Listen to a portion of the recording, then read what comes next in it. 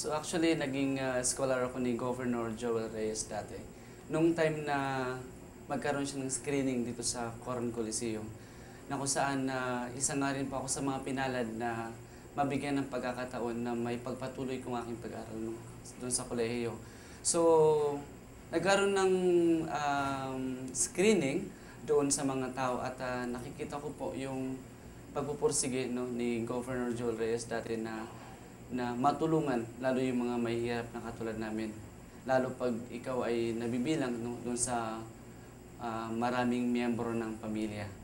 At nung time na maging scholar ako, doon nagkaroon ako ng parang chance nagkaroon ako ng chance dahil feeling ko dati, parang wala na akong chance na mag-aral. So, nung time na nagkaroon ng interview, sinabi ko nga po doon sa nag-interview na isa po itong malaking pribilehiyo sa akin kung mabibigyan niyo po ako ng pagkakataon na maging bahagi ng programa ni Governor Joel Reyes dati.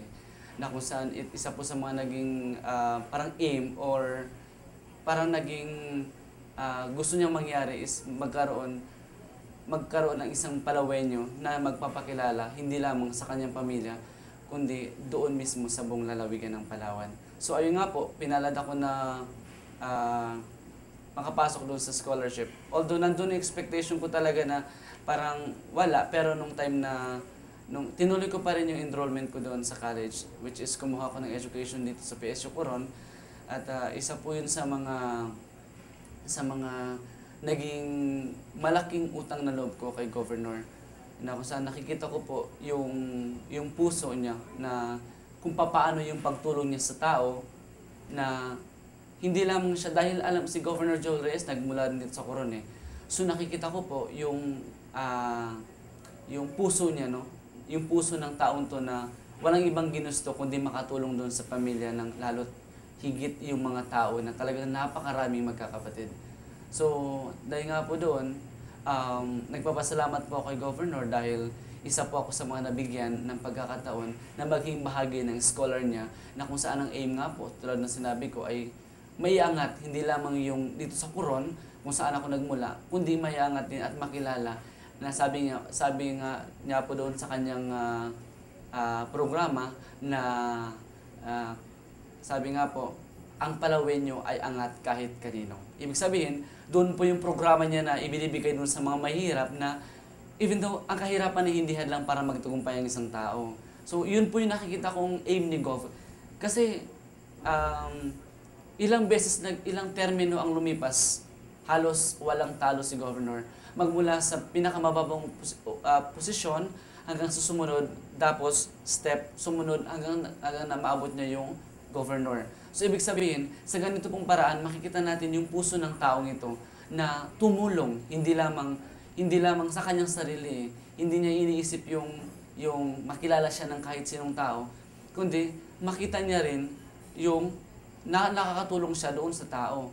Kasi sa mahigit ilang taon na naging governor si Joel Reyes, ay nakita ko po yung napakaraming programa na ibinigay niya, hindi lamang po dito sa bayan ng Coron, kundi sa buong lalawigan ng Palawan. Which is, ang paborito ko mong subject natin is history talaga eh. So pinag-aaralan ko pong history ng Palawan na nakita ko po yung mga proyekto.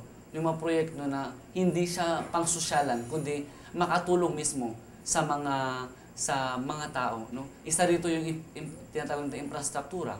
O dati, ang daan dito sa Coron is talagang lubak-lubak. But through the effort of Governor Joel Reyes, ay nakitayo nga itong mga establishmento dito sa Coron, at yung kalsada natin na is naging maayos na, at yung airport po natin, na kung saan ang Coron ay kilala sa sikat na turismo ngayon, na kung saan binibigyan ni Governor Joel Reyes yung pagkakataon lahat ng mga Coronian na magkaroon ng trabaho sa pamamagitan ng pagtatayo ng establishmento dito sa Coron, na kung saan isa sa dapat na makinabang dito ay yung mga Palawenyo at lalong-lalo tigit yung mga Coronian. So ako, sinasabi ko po yung totoo dahil sinasabi ko po na hindi ako naniniwala dahil may utang na loob ako sa taong to. Hindi ko rin po sinasabi na hindi ako naniniwala dahil nakikita ko po kung ano yung pagkatao niya. Si Governor Joel Reyes, kung talagang tunay, kung siya man mismo ang mastermind, sana po, wag po na muna natin siyang husgahan. Una po sa lahat, dapat bilang isang, lalo po, doon nanawagan ako sa mga kapwa natin Palawenyo na suriin muna natin no, yung kaso ng maayos. At hindi po talaga ako naniniwala ng mga gawa ni Governor to dahil ako po mismo, sa sarili kong pananaw, namimit ko po yung taong ito. Doon po sa trabaho ko, nakikita ko po kung gaano siya kabait. Hindi po siya ang uri ng tao na ngingiti ka, tapos pagtalikod si Manong. Hindi po. Si Manong Joel, na sabi, nakatagurian naming Manong dahil yan po ang tinaguriang ama ng lalawigan ng Palawan. So, nakikita ko sa bawat kamay niya sa akin, nararamdaman ko po yung talagang, yung feel na tumulong siya doon sa tao. So, bilang isang individual na mamamayan din dito sa Coron, hindi po talaga ako naniniwala na siya mismo ang mastermind ng pagkamatay ng ibinibenta sa kanya.